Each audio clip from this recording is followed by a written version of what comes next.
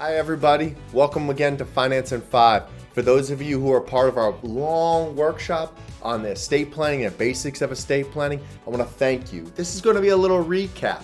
What we want to do is bring that class to a short workshop, short seminar, knowing some of the basics we need to know about estate planning. Now I know what a lot of you might have thought if you stumbled across this video. What the heck do I need estate planning for? I don't have millions and millions of dollars. What do I really need? And I want to be honest with you. Everybody who eventually is going to pass away needs to have an estate plan. So unless you have some kind of magical being that's going to allow you to live forever, you're going to need an estate plan. Basically, an estate plan says this. It says, what are your wishes? God forbid something was to happen. Now, at this time, you're not going to be able to express those wishes. So you need to do it previously. And how you need to do it is it needs to be written down. Now, everyone here has heard of a will. So we're not going to talk too much about a will, but we also need to talk about a living will. We're going to need to talk about a trust and all those things that associate with it. A lot of those things are outside the scope of this class. Our job is really to talk about the basics. Basics will be the will, living will, trust.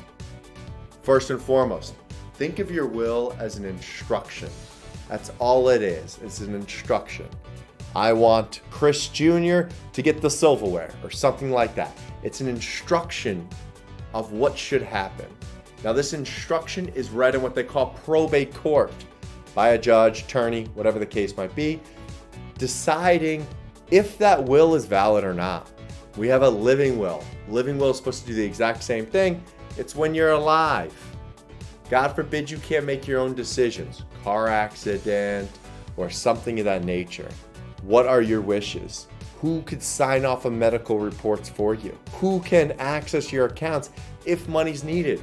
Pay the mortgage, pay for things like that. Who is that person? And then the last but not least, and my favorite, is a trust. Think of a trust as that basket, as that safety deposit box.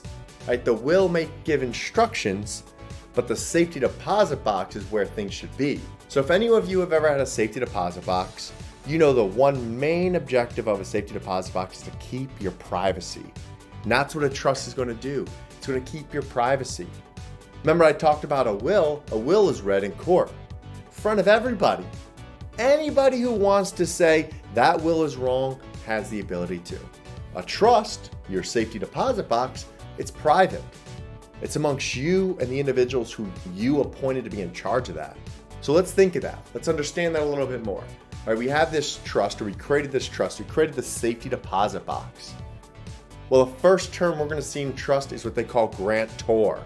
Now, your grantor is the person who granted that access, that trust, that safety deposit box. It's usually going to be you.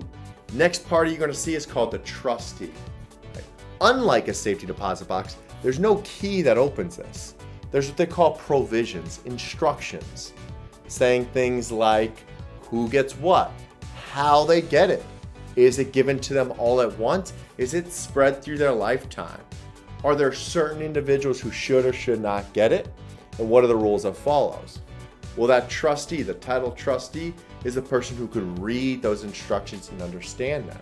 If you don't have someone in the family that can do that, or you don't want someone who's in the family to do that, hire an attorney to be able to do that. Think of that attorney of being that bank manager who has the other key for your safety deposit box. Then last but not least, that beneficiaries or the beneficiaries. Those are the individuals who could actually reach in that safety deposit box and use those assets, but only if they follow those provisions, those instructions. Some of those provisions might be as common as what they call spendthrift provision, meaning you could control how much money could go out. You can make sure that bankruptcies can't access it for future generations or something of that nature. Also, a bloodline provision. You don't want any ex-son-in-law or ex-daughter-in-law being able to access that trust. So maybe having that provision may be important to you. Point being is everyone's going to need an estate plan. Everyone's going to need to handle those three basic things. If anyone has any questions, leave us a comment, send us a message, like, subscribe. I'll see you on the next one. Good luck.